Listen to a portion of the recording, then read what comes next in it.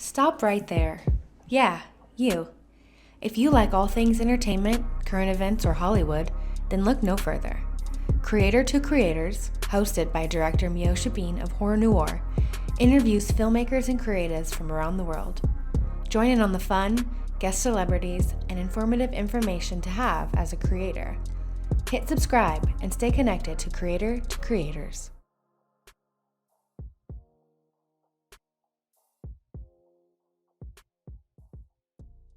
Educational for me, and I feel like it's educational for other people. Yes. As well. It is pretty interesting in their bio if they had a stage name for their career, like John Wayne, his name was Marion. I put that in the bio underneath. I don't put that in trading cards. That's a lot of information. Wow. But yeah, so that's awesome. NFT. Yeah, for people that are just that listen to this, and what could you explain a little bit of like what exactly is NFT and why should people do it? Well, NFT stands for non-fungible token, which I was like, what the heck does that mean? But it basically means there's nothing that will ever be purely equal to it, if that makes sense. It's working all off the decentralized currency type thing. So it's constantly changing in value. So you know how cryptocurrency kind of works. I'm still learning day by day. So it's like, I am not an expert by no means. I am experimental anyways. But the cryptocurrency is constantly changing. So when you list something for, let's say, 0.2 Ethereum, which is one of the most popular cryptocurrencies, 0.2 Ethereum changes in value constantly. So it's either 0.2 Ethereum could be like Ethereum was most recently like $3,000. So 0.2 of that would be, oh gosh, my math. What is 0.2 of 3,000? Give it a ballpark number. Like a couple $100. Yeah. Something like that. So one day it's a couple $100, but let's say Ethereum went up to $6,000. 0.2 Ethereum is like, $1,000, something like that. So it's constantly changing. It's kind of like the barter system where somebody would trade a chicken for wood. Gotcha. To keep their home warm. So that's kind of like a very loose way of explaining it. It's like I understand in my head, but verbalizing it's a little bit more difficult. Right. And people explain it in many different ways, but they're all kind of saying the same thing. So non-fungible means there's really nothing that is equal to it. A dollar is a dollar. A dollar is always whatever the pound is, like the pound's worth X amount from the dollar type thing. You know what I mean? There's nothing that's, it's not a flat rate. Right. Yeah. Yeah. And then the whole point of it is kind of like, well, what's the point of cryptocurrency? Right. Is to have, exactly. So it's like, it's digital currency, decentralized. You do not need to use a bank. Right. It's cutting out the middleman, right? Or something like that. Exactly. So it's all on your digital wallet. And so everybody's heard about the metaverse, and that's kind of, you've done Oculus, right? Like the virtual reality type stuff. Yeah. So there is a theory that soon we will be living in a Ready Player One type world. Whoa. I think that's what they're gearing towards. I think that's the overall goal of the metaverse, is to have the world in a Ready Player One type thing, because why else would you be putting so much money into this whole rebranding thing, Zuckerberg? Right. But yeah. So NFTs, people like Paris Hilton, who she just put up digital art, and it's like, I'm not knocking her skill at all. It's like, she was very talented. She is very talented at her art, but it's like, there's a million other artists that can do the same, if not better.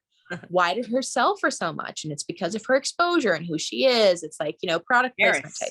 Yeah, that's it. Yeah, exactly. So, but that's digital art. And theoretically, some people purchase the digital art to put up in their virtual home. And Oh, this is, yeah, so this is the whole VR, since there's totally many different reasons for NFT, but currently I'm talking about the VR lifestyle. right. People are selling digital property, building apartment buildings that you can buy apartments in for your virtual reality type thing. They're building luxury homes, they're building cars. And I think the overall goal and thought is to be able to use these things in virtual reality. That is my VR point of view on NFTs. Wow. Now, there's another one. It's kind of like doing art collection. Now, this is the part that I like. The whole VR thing, I get my experiences with virtual reality have not been the best. So I'm like, that's not my motivation. Great if it is for you. Yeah. I get claustrophobic with it for some reason. I'm like, you know, yeah. But the other side is the whole art collector aspect. If you purchase art, now you have it digitally and you have it on your phone and it can be your ID and everything, you know, that's one aspect, is to be like a digital representation of yourself. Interesting. Like what you like and love, but at the same time, it can increase in value. So let's say you buy, again, let's go back to the 0.2 Ethereum. You purchase a picture of a glass of wine for 0.2 Ethereum. Wow. In a couple of years, Ethereum goes up. Yeah. Your NFT went up in value. That's so yeah, so it's like stock, and then people will buy it from you because they're like, wow, that went up. Like Bored Ape, I think that's the really popular one. I know CryptoPunks is really popular as well. They started out at like 0.02 Ethereum, which is like super low ball, and like $30, $50, something like that. And now they're selling for millions of dollars. Wow. You know, Wow. I'm like, okay. But it's because multiple people are buying and trading and selling, being like, I feel like this is valuable. And there's a whole other thing about the evaluations and the value levels that contribute to whether your NFT is rare, considered rare. Gotcha. Like having attributes to your art creation. So for things like that, and that is something that kind of goes into the whole trading card thing. What is it about your trading card that makes it unique? Type thing. Like, you know, when people collect baseball trading cards, what is it that makes that specific card unique and collectible? And it's usually because there's only like one made for every like 500, you know? So people are like, oh, I want that Babe Ruth card. There's only one in this entire, you know, whatever. Wow. But it's like for, I don't know baseball players, you know, for the other guy, for the shortstop. I knew that position. And people are like, oh, well, I got the shortstop card. And they're like, oh, that's pretty cool. Yeah, I got that in my pack that I bought the other week, you know? So that's another thing about the whole evaluation of the value and pricing of your NFT. A lot of it is still kind of confusing, but when you're uploading an NFT, depending on what platform you're using, I use OpenSea, which is one of the more popular ones. There's also Rarible, and there's a Solana platform. There's a new one called Voice that I'm kind of interested in.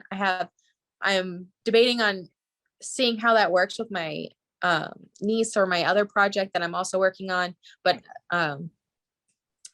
there's different platforms that you can upload your stuff on. But specifically with OpenSea, when you're uploading it, you title it, you give a brief description about what it is. In my case, I do bios of all the actors and stuff. And then you select the properties. And this is where your rarity comes in. So my properties are like, what's the subject? Male, female, animal. So it's like, okay. And that's divided into a percentage based off what I upload. What's the dominant color? For me, all my characters, all my NFT cards, the pop art is stylized with a specific main color. And so it's like, what's the color? And then I say like blue, green, purple, pink, whatever. And then it's like, how many awards did this person win? What is this person known for, type thing. And it's like, so then the system will create a percentage of rarity based off the stats that you enter. Oh, interesting.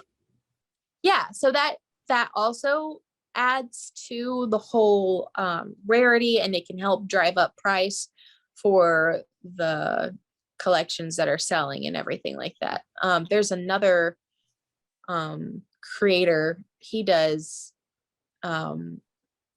trading cards as well, but I see some people, they literally take photos of trading cards that are online. I know exactly what app they put it through to give it like a blurry effect, and then they sell that. I'm like, what?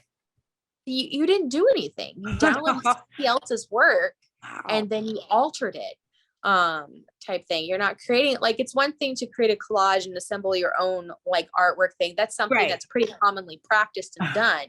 But taking somebody else's art and stuff, like there's people, they take the cryptocurrency logo. There's this guy I saw, he did a melting effect to it on an app on his phone, and he sold it for like $5,000. I'm like, What? all you did was take somebody else's piece of art. It's like, okay. And that's, yeah. And it's like, okay, so that's kind of like also assigned to what people like. People like things that are created or related to Bitcoin or Ethereum. If you have a symbol for the cryptocurrency stuff, then that's appealing to a lot of people in the NFT space. If you have a lot of stuff with Marilyn Monroe sells, Always. from what I've been seeing. Yeah. Yeah. So like the classic icons sell a lot. Like people altered their faces too. I'm like, that's not your work. Okay. Wow. You know, did NFT, did someone, like, who discovered that, and how long has that been around for? so I don't know who discovered it. I think it's been around for a handful of years. Okay. I don't want to say 5. Okay. But back when Bitcoin started, climbing, there was the whole Bitcoin's on the scene. Everybody's like, oh, it's been around for a couple years, you had to mine it in order to use it or whatever. And then it was like available for everybody. Then it spiked and then it crashed real hard and everybody got like, I hate crypto. When it started climbing and being stabilized again, I think that's when the NFTs showed up. Oh, interesting. Yeah, because there's not a huge history on it. CryptoPunks is one of the first ones, which is probably why they're like one of the first successful ones, which is probably why they are so successful, because they're at the beginning. And a lot of people are forecasting, saying that right now it's not the zenith, not the very, very beginning, right? But it's the let's say if every popularity thing is a mountain like that, right? We are like, let's say this is the peak where my finger is, and this is the beginning. Right. We're probably right about here. Gotcha. Okay. So it's like, if you're getting into it, you should probably get into it now. But it's like, again, it's the whole thing. If you launch a collection, unless you have a good network of communication and stuff, how are people going to see it? So that's I think that's the struggle with a lot of creators with it. And there's so many, it's like an endless world, the NFT world is, because like I said, people are creating real estate, they're creating blueprints that you can buy blueprints to make something in real life, but in NFT type thing, you digital cards, art, trading cards. But then there's also Quentin Tarantino. He uploaded behind the scenes footage, never been seen before. He only uploaded, I think, 6 clips of special access footage. So people bought that. So they have live action? Yeah. It's like from movies that have never been seen before. Wow. He uploaded those. So this is just an example. Clips from his movie that have never been seen before, special access content. And now those people, they have it. Since they've watched it, are you going to want to keep watching that all the time? No. So put it back up for sale and they can make money off of that. Now, one thing that is cool, NFTs, you can get a royalty on it. If you are the creator, you will get a royalty on all future purchases until nobody buys it anymore, you know? So I see. yeah. So like, I don't know what his royalty was or whatever, but most people do about 5-10% for every resale. So if he sold it for, let's say, like $5,000, and then the person who bought it from him sold it for $10,000, he will be getting 5 to 10% from the $10,000 sale. Got it. Consistently, until there's just no more. And then there's this thing called, but yeah, and then musicians are uploading songs, they're uploading like alternate versions of things, music videos. You buy their NFT, you get special access. Some people, if you buy an NFT, not only do you get the digital thing right there, but you get a ticket to events, you get free things, you know. That's one of the utilitarian NFTs. It has real life utility, not just digital life utility. So those things it's just an endless like amount of things you can create and put up there. And it's like, we're only at the beginning of the mountain, you know? Right, exactly. It's not like at its best, but get on when to get, you know, it's going well. So exactly. I totally get that, because then it's going to be one of the things of the past. Once it hits there, everybody's going to be doing it, and it's like on to the next thing. Yeah, exactly. So I mean, some people think that Gary V, for example, he says he has faith that NFTs are here to stay, but he does think it will go mainstream. And when it's mainstream, it's not like you don't get as huge of a return on everything. Yeah, everybody's not grabbing at it like this. It's like, oh, I gotta have that. I want to do NFTs. I'm making NFTs too.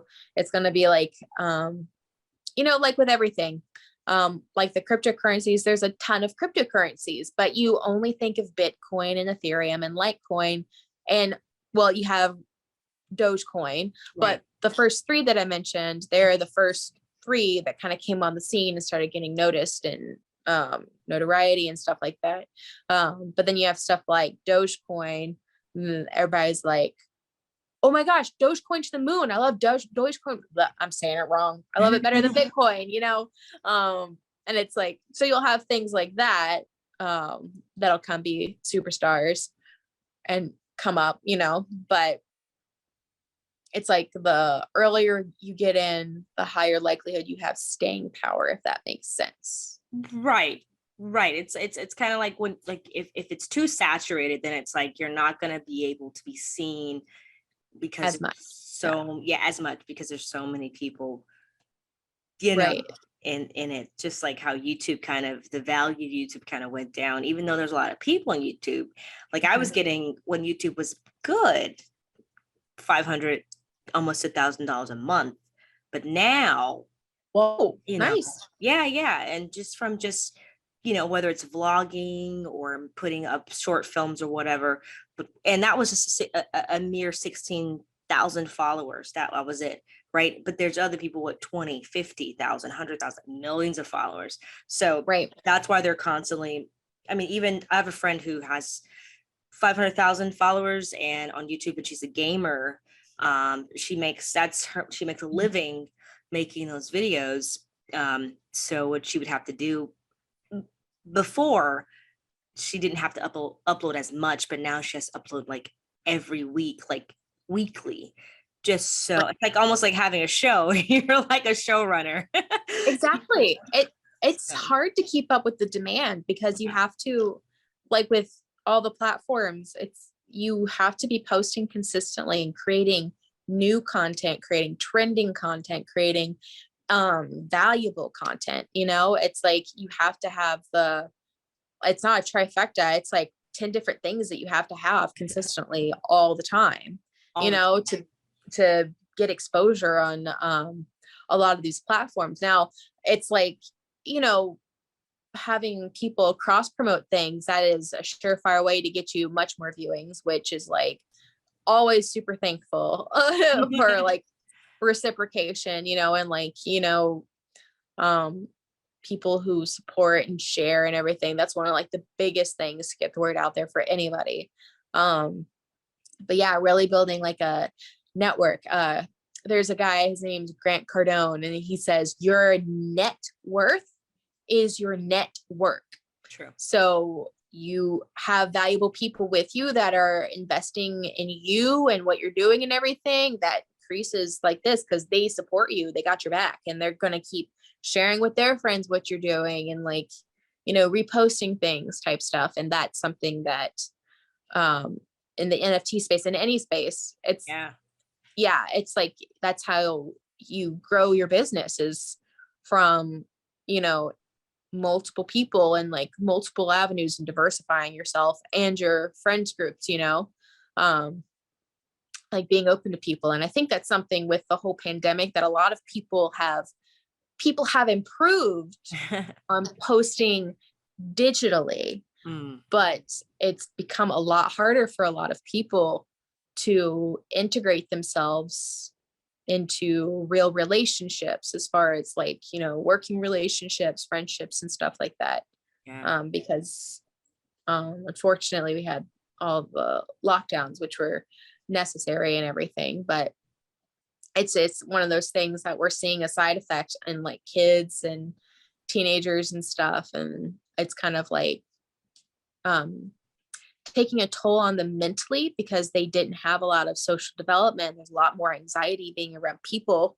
And that's something that's usually you experience all that, you get rid of that, I should say, when you're exposed to more people. And you get that as a child by going to school or going to functions and stuff. But yeah, that's so to get your NFTs out there, back to that, interacting with people and having a good network of people who support you, your art, your vision for where you want your project to go. That seems to be the thing. And that's something that I'm trying to work on with. I haven't posted about my collection or project on my personal social media. I kind of wanted to see what I could do based off the project's merit by itself. So I haven't been cashing in my chips, as some would say, and being like, hey guys, look at what I'm doing. Which I mean, that's what a lot of people do, and it works for them. But it's like I would like to see the merit of my project before I start promoting it and seeing the type of feedback that I get. And it's been growing pretty consistently. Like it's not crazy awesome. Like I don't have like 500 followers on Twitter with this account, which is Hollywood NFT on Twitter. But follow. I thank you. It's been live for like 5 days, but I have like at least getting like a follower a day, every couple of days, which is it's pretty consistent from starting from nothing and not banking on other platforms to try to get seen, and that's also something that's pretty interesting too, seeing when you hashtag something on any social media, you can see how many other tags are tagged that. On Instagram, when I post something and I hashtag NFTs, I'll get a lot of comments and likes from like bots and stuff, but then you also get a lot of people that are actually interested in the whole NFT space and the art space.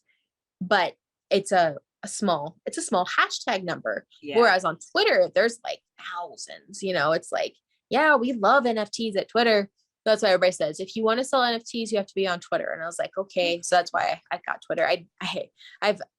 I never got the hang of Twitter on a personal level. Same. So I'm trying. Yeah.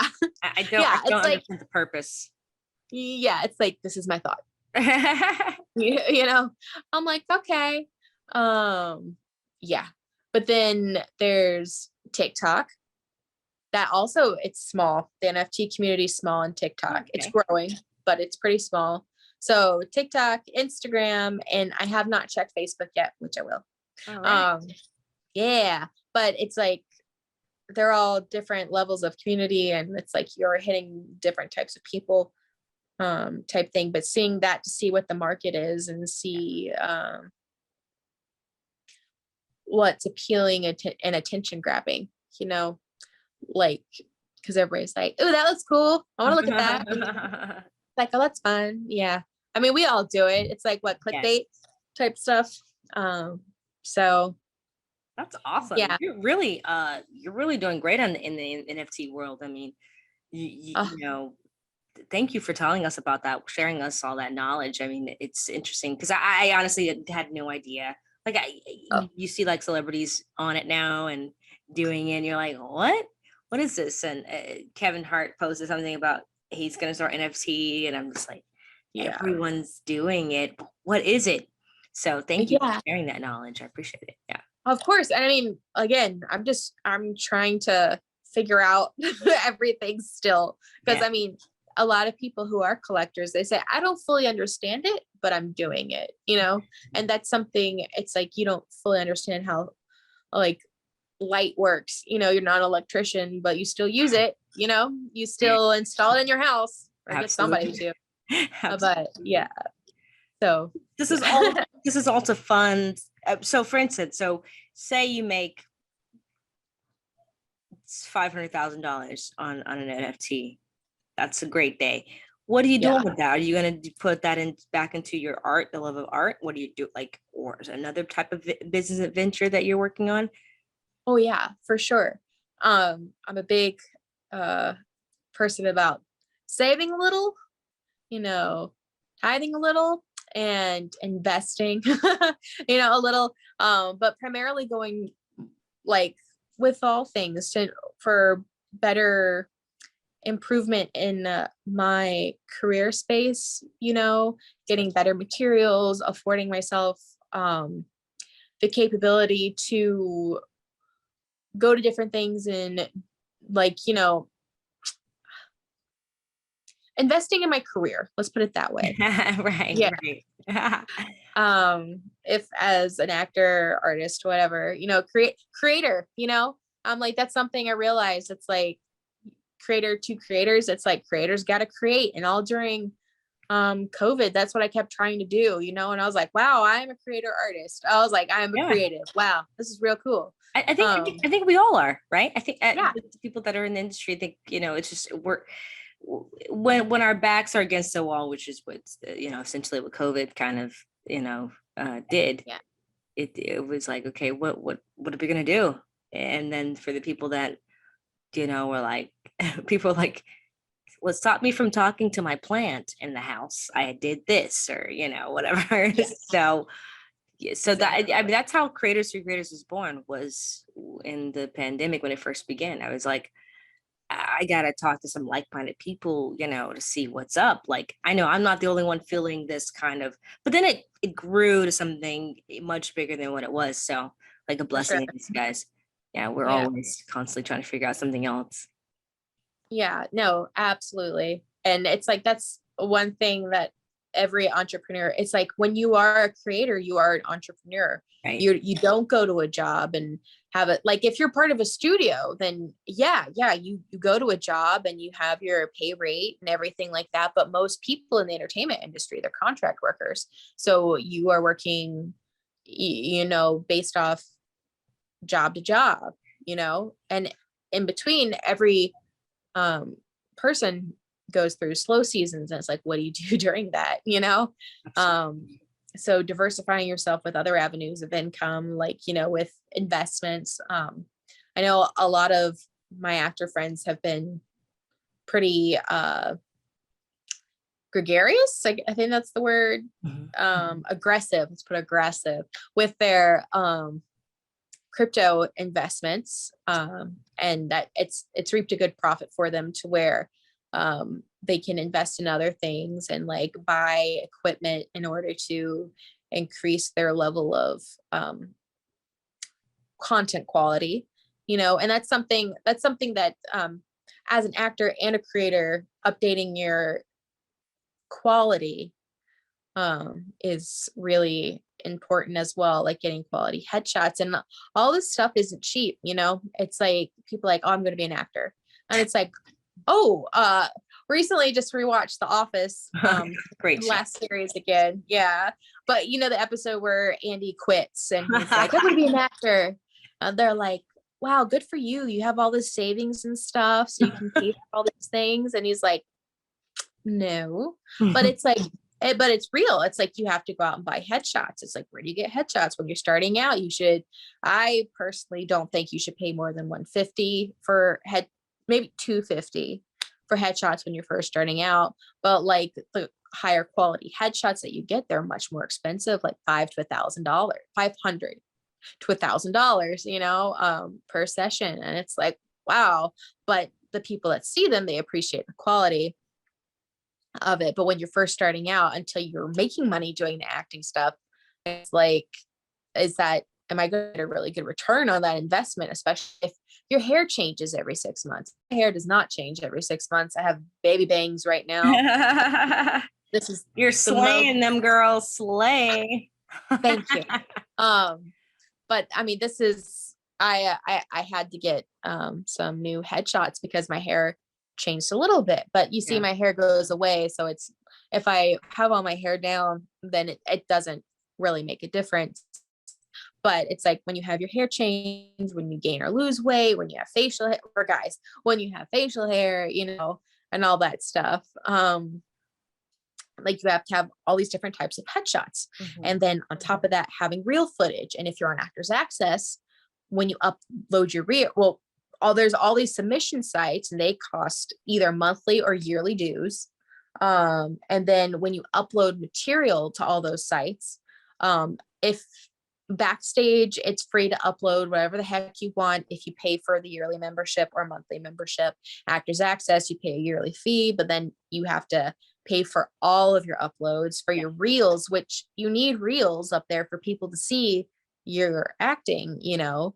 It costs, I think, $60 a minute, something like that. So if you have a 2-minute reel, $30 a minute. That's right. Okay. 2-minute reel is $60, not that bad. Yeah. But if you're wanting to upload, they say you need slate shots, you need snippets of different scenes and stuff like that. It all adds up to be several $100s by the time you've uploaded all the different types of clips that you need for there. So it's like, all the money that is made from all the various aspects all ultimately go back into career making things, and of course housing, because everybody needs somewhere to live and eat. So can't forget that.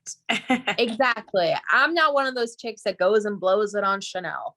I'll go to TJ Maxx for that, thank you. Hey. And no one would know the difference, honestly. For real. The majority have no idea.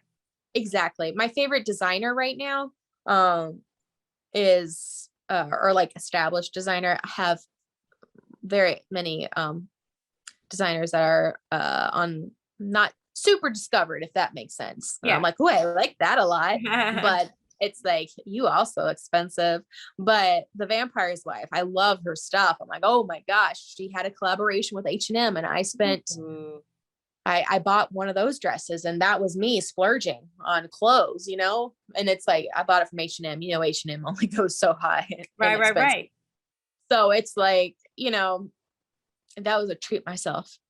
But the clothes don't make you, you make the clothes. Yeah, exactly. Yeah. So, but you know, it's like that kind of thing. And it's like, I think that's where the money goes. So on NFTs, if I make $500,000 on that, it will go towards housing, saving for a better future, for, you know, rainy day stuff, and investing back into, you know, acting materials and acting classes on top of that. The cheapest that you can find is like $200 a month for in-person acting classes, and all that stuff. So it's like, it's just, it's like amazing. There used to be a really cool setup in Europe where you would have, I guess, a grand tour type thing. there would be grants for artists, because some people, it's really their gifting and their calling in life in order to be an entertainer. And people do not understand how much that goes into all that. It's physical, emotional, financial, all the different things, you know. Um, and they would have people who would, there would be like a fund for actors and musicians and stuff, to where you create, and that's what you do. You create art, and they took care of you, type thing. And that's what side hustles do. They create, I used to work at a flower shop, you know, and it's like all the money from that went to supporting my creativeness, Yeah. to be able to practice and rehearse and memorize and submit, and to interact with the right people in order to be seen, and to better myself and stuff. And so with the whole NFT space, hopefully all this time that I think that's what a lot of people are doing, especially in the creative industries. They're spending a lot of time up front to create these works of art and like Yeah. these content pieces, to put them up there so then they can sell, and that they can have I guess side income in order to support their creative vision and their drive. Because as a creator, people are like, well, just make that. I'm like, some things are easy like that, but it's like, I can't make you a feature film in 2 days. Thank you. Yeah. Absolutely. Absolutely. Yeah. Wow. So it's like, I mean, that's my whole motivation behind the NFT space, in order to supplement, you know, during slower seasons. And everybody goes through them with, you know, every creative goes through slow seasons. I mean, Yeah. Matthew McConaughey was talking about it, and I'm like, he's Matthew McConaughey, you know? Yeah. So It's essentially like, when you think about the really, you know, I was watching some interview, and the guy was like, the difference between you and a famous actor or director is that they just have the audience. Mhm. All you need is that. And literally you can fund and live the life you want. So it's finding ways, because everything's so controlled, even the social media world, you know, Yeah. they'll share who they really want to put, you know, or feature on the site, because someone's controlling all those things, those moving parts. You're kind of, you're going to hit a wall, because it's not your establishment. But when it's your established, and that's the thing, is like, ultimate freedom is being able to green light your own, Yeah. you know, your own project, and it goes everywhere, versus Exactly. under corporations and companies. And then Yeah. that, I mean, it's good money, but it trickles down. But the ultimate goal is being that corporation yourself, being your own. Exactly. It's the American dream, you know, to not have to, Someone.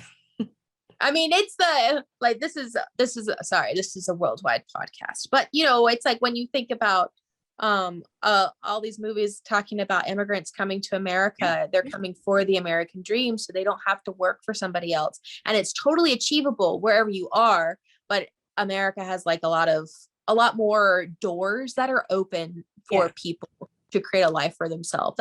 I think that's what I meant. I didn't mean to put down. I love other countries. Like I really do. But it's I guess the creator's dream. Let's put it that way. Yeah. Is for, and it's like the ultimate like freedom we can have on this earth, is to be able to create our own life and do what we want to do and what we love to do, and make a living off of that, you know? Yeah. To where, yeah, I mean, like creating movies we want to watch and we enjoy being a part of, you know, and artwork that we want to look at, you know, artwork that we think other people will like because we like it, you know, of subjects that we think are important, you know, and things that need to be said and heard, you know, having that freedom to be able to do that, and then somehow find the platform. The platform seems to be the key for a lot of things right now. It's, you know, it used to just be physical relation. I mean, it's still a huge thing, is physical relationships. Absolutely. Like, yeah, like tangent, like relationships you actually have, you know, that's still a huge part of success in any field, but for creators specifically, it's like the social media platforms seem to be really Where it's at right now. Yeah. yeah, it's so interesting because it's like most of it's short form, you know, and it's like, I love movies. I want 2.5 hours, you know. I was like, that's what I want to do. 1.5 hours, you know, something like that. Yeah. But and it's like, that's still totally a viable artistry. But yeah, I love that. And you're right. That is, and that's what you're working towards, and that's what you're gonna get, because you're putting that out there. You're putting that out there, and eventually you reap that harvest of what you've put out there. I believe that. Like, I mean, that's how, you know, people say, well, how did you do this? Well, in order to get there were these steps I had to take.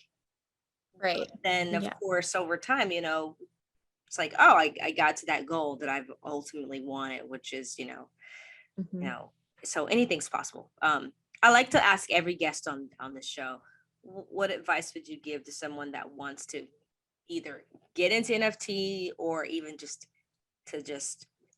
whether it's to fund their ultimate goal of being their own boss as an entrepreneur, artist, whatever you want to call it. What advice would that look like? What would you give? Just start. Ooh. That's a big thing. You know, it's like you can do all the research and stuff. But like actually just starting creating them. Now, the one hang up that a lot of people have on NFTs is the gas fees. That seem pretty intimidating, but there's a lot of platforms for NFTs that don't cost that much upfront to join. In order to be able to sell, like OpenSea, it's roughly about $300 to sign up to sell things, but then you don't have to pay for anything anymore. You can upload one time. Oh, yeah. Cool. Well, it's actually, the price changes. I got in at $248. I kept refreshing the page, waiting for it to go down. At one point, it went all the way up to 500, and I was like, wow. Yeah. So, I mean, that's something so refreshing the page to drive the price down is great. But yeah, the gas fees are something that really discourage a lot of people, because like, oh, I don't want to do that. You know, it's like, I thought it was going to be like this and to be like that, you know, but yeah, but there's other platforms to where it only costs money when you sell something, kind of like a royalty fee, for a listing fee. Let's put it there. So yeah, but I'd say just at least getting started on your art, creating a collection of several pieces.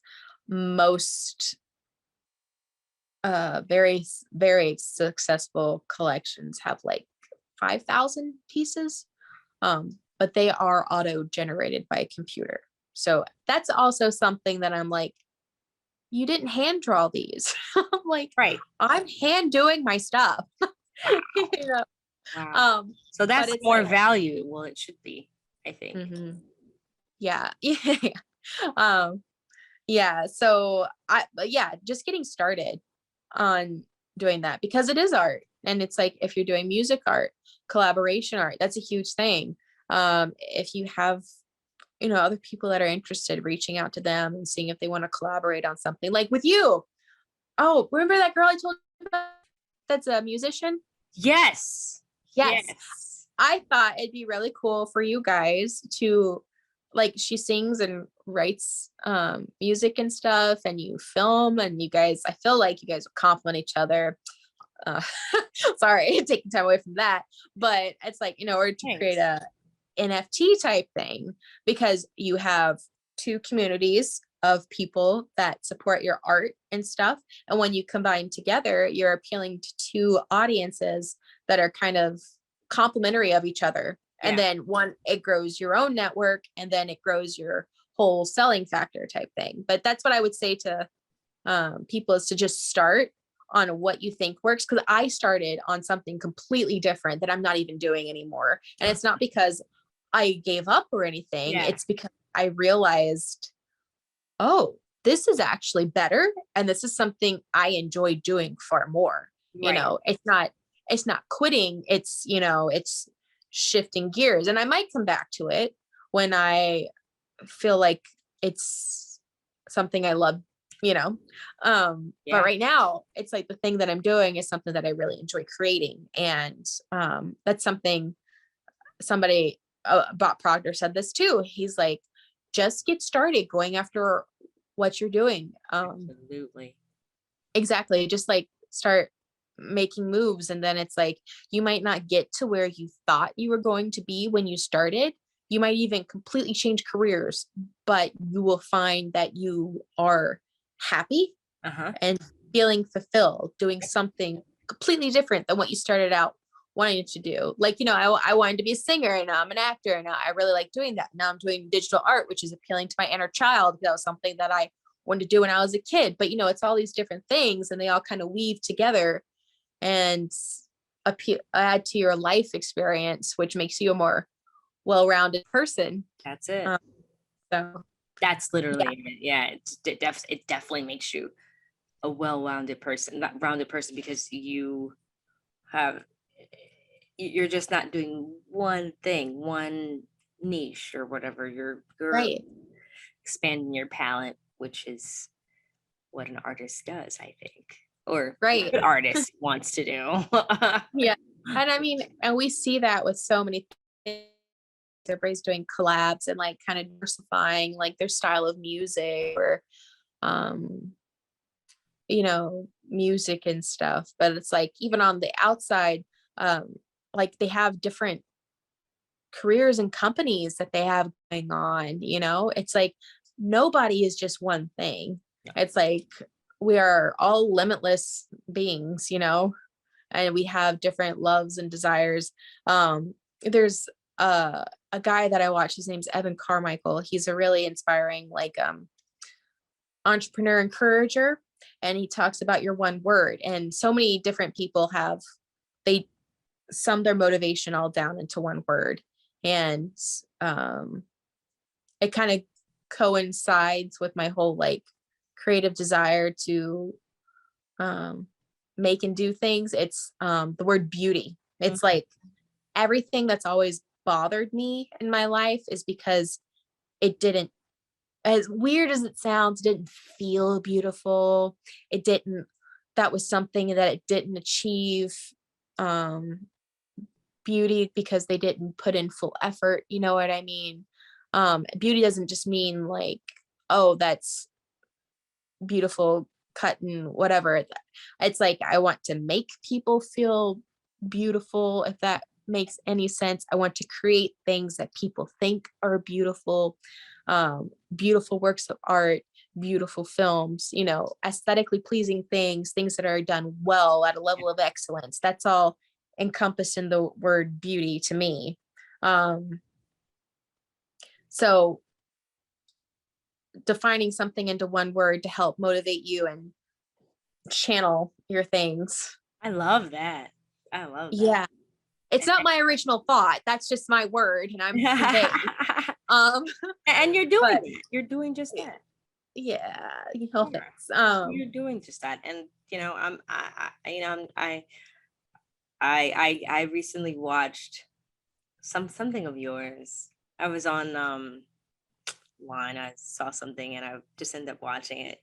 And it was really good. I just took myself, besides the fact that I know you personally, it was just so cool to see you. Like you're living your, I guess, the reality that you say you want to be, and that's what you're doing. So that's really, you're doing that.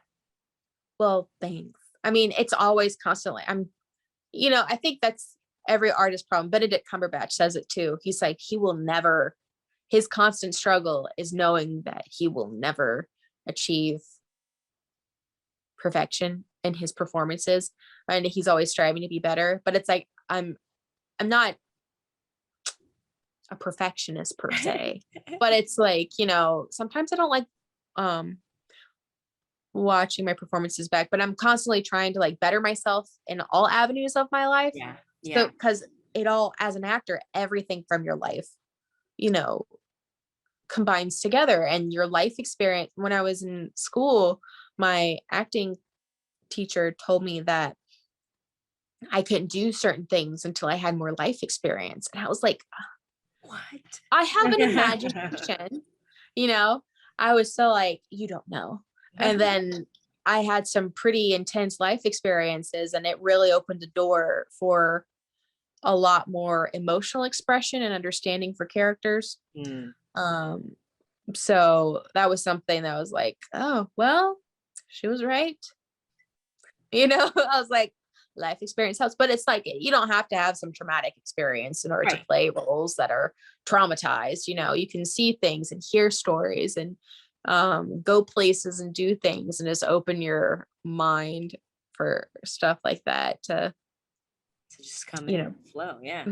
better yourself. Yeah, exactly. And yeah, but like creating the world that you want to live in, it's what are all the things that go into that world, because you can't control other people, you can only control yourself. Yep.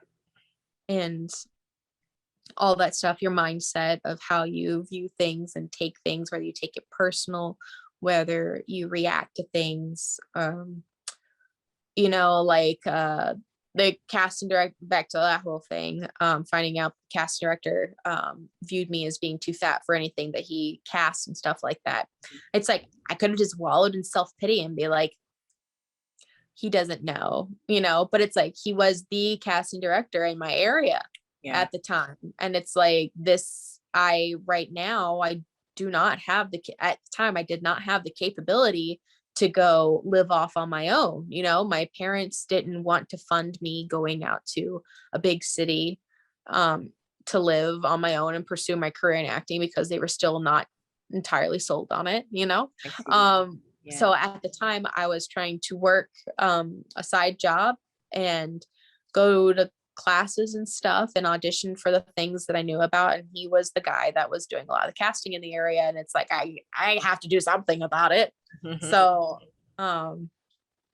yeah, so that's one thing to help create the world that you want. It's like, it's like taking in external factors and stuff and feedback and grain of salt. That's it. And things. Yeah. Cause it's like, if you think you can't improve, then that's you're not gonna go anywhere. I'm so sorry. Yeah, you know what exactly. I mean? It's a constant Exactly. reevaluation, really, of self. Exactly. And this industry that we embarked on is literally that. It's just being honest with self. Exactly. Yeah. And I mean, like for actors, I know money gets tight for a lot of actors, especially ones living in big cities, you know, and especially now with all the, you know, rising prices of everything. But acting classes can get really expensive, and they're like, well, I can't do that. And then I'm not crafting my craft because I'm not going to acting classes. And it's like, I'm not dissing acting classes, but I'm saying you don't like, there's other ways to have acting classes than being in class, especially if it is something that is financially not a wise move for you right now. Like, I was just talking to another actor that's starting out. He was like, I submit for all these things on Actors Access and all these other different submission sites, and he gets scripts. So he auditions for them, and then he goes back after whether he gets on it, he goes back and redoes his audition for himself, and then he evaluates it, and he works with other people, you know, like friends and stuff like that. I mean, that was a thing that I heard about, like in the late 80s, early 90s. A lot of actors just got together and they would just run lines together and like act scenes out together without a teacher, you know, because experience is your best teacher. Yeah. And like being on camera and auditioning for things, like being on set is your best teacher. You have your director and they're telling you, no, don't look over there. The camera cannot see your face when you do that. And you're like, oh, okay. But when you're you know, when you're in an acting class, a lot of times they put you on a stage. Yeah. And that's not what it feels like when you're on set. You know, it's not like you don't have the camera in your face. You're giving your whole range of motion for a room of people, Right. you know, to be able to see. And it's like, that's theater. That's not film. That's a wide shot in film, Right. but it's not, you know, that's, yeah. I love, no, you're absolutely right. And I mean, you give us so much nuggets and information that is just, you know, that's real.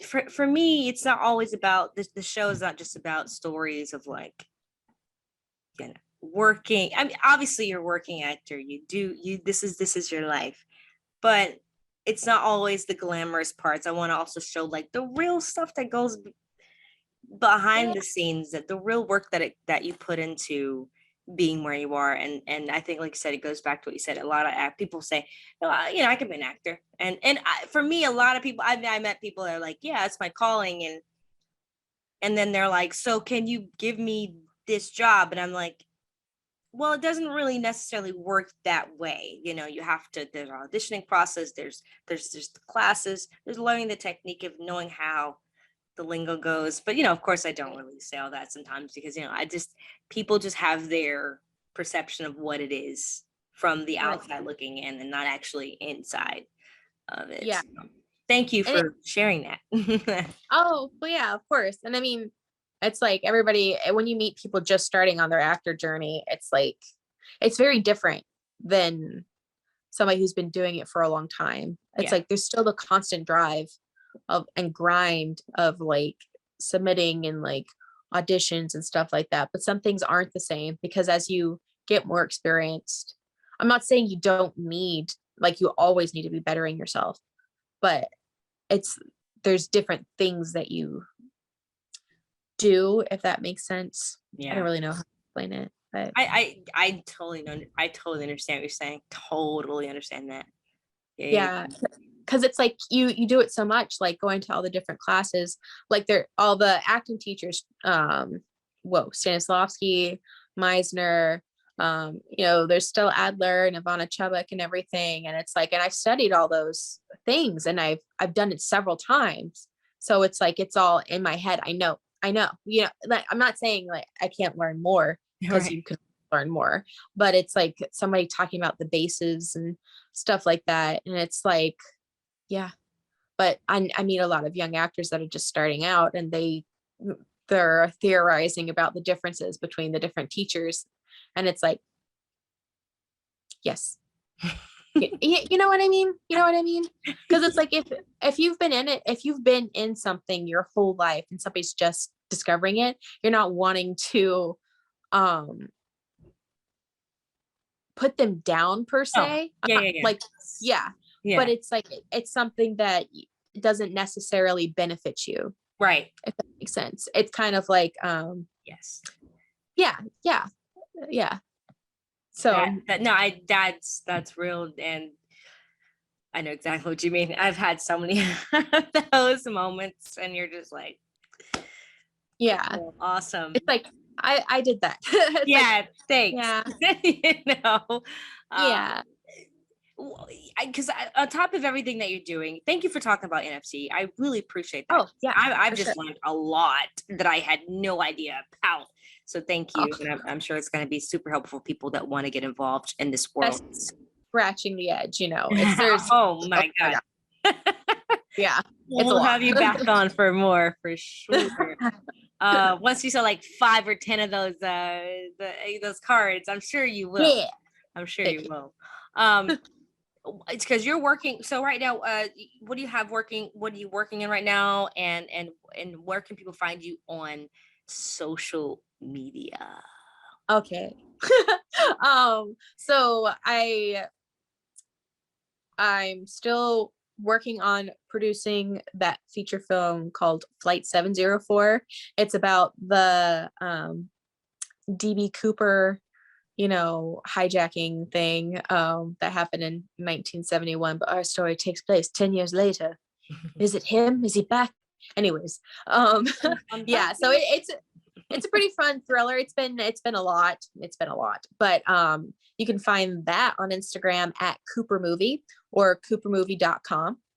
My personal social media is at TAYLLYO, Talio, on Instagram, and on TikTok, but I don't really get on there that much.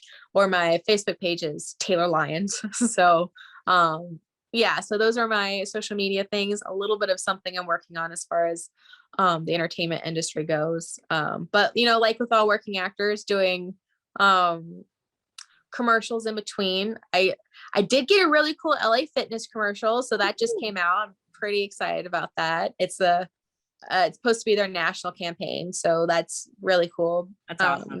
I saw it. Yeah, it's yeah, it's always really cool when you see the fruition of your work come out. You're like, oh, that was fun. No, that was really cool. So yeah, just trying to get the working on some other things that it's too early to talk about, if that makes sense. I feel that. Yeah, and then and hopefully we get to work on something soon one day. Yes, I would love it. Yeah. Yes, that it's happening. It's gonna happen. Mm-hmm. Yeah. So those are the things that I'm working on right now. But yeah, Flight 704 at Cooper Movie on Instagram has been taking up a lot of my time, which is good. It's all educational and making it a better production. Absolutely. We're in post-production. We have a couple pickup shots we need to do. So then tackling that, and then my NFT collection. It's Hollywood NFT if you're on Twitter, and Hollywood NFT TC on OpenSea. So yeah, follow those links. And congratulations again on the Cooper movie. I can't wait to see it. I'm super excited about the project, and also you have merch for that, so that's coming out soon, so people can buy merch for the film, because it's super dope, by the way, everybody. Thanks. And thank you so much for coming on. It's always a pleasure catching up and talking to you about how awesome you are, because oh my god, you just are. And thank you guys for listening. Thank you guys for watching, and always remember to live, love, laugh.